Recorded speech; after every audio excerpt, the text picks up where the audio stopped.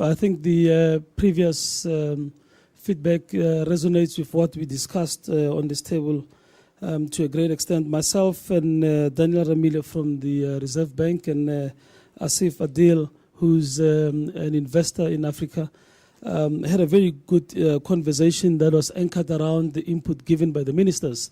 We were discussing the issue relating to intercontinental and BRICS partnerships, and we believe from the outline given by the minister, there's essentially all the core elements of what is required to facilitate greater cooperation within the continent. I just want to hammer on the point relating to the importance of letting go of some of sovereign considerations that may inhibit the broader participation across countries. And we think that within the global context, perhaps consistent with President Obasanjo's comments, there are some short-term give-ups that may need to be taken to ensure that in the long term, the greater cooperation happens. But we argue that to achieve the broader African dream, you probably have to consolidate stronger ties at the regional level. And hence it's important that we take this approach with strengthening the regional economies, and in that way it becomes easier to get the buy-in for continental level. It's important that discussion around the discomforts on sovereignty are not necessarily brushed aside.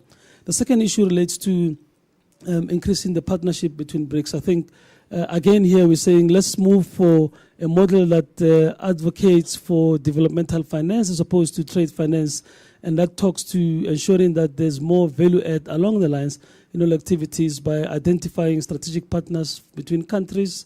That talks to the different elements of the continent, as already indicated by the previous speaker. We are very cognizant that this discussion takes place right in the times when Europe is in a crisis, and therefore it may dampen the spirit with regards to saying, is this the way we're going to be going? But for us, this represents an opportunity to learn of how things can go wrong and what need not be repeated. And therefore, the role of regulatory spaces that needs to come into place, careful consideration needs to go there in terms of crafting it specifically for environment. And we think it's possible.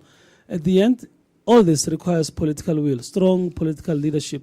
And you know, it was interesting to hear from the bankers that, you know, we've spoken about this 3 years ago. We sort of have 90% of the roadmap and what needs to be done. What requires to be done is execution, and we'll fine-tune this thing as we go on. Yeah, thank you. Doing business in Africa. You can't afford to be without Africa Investor.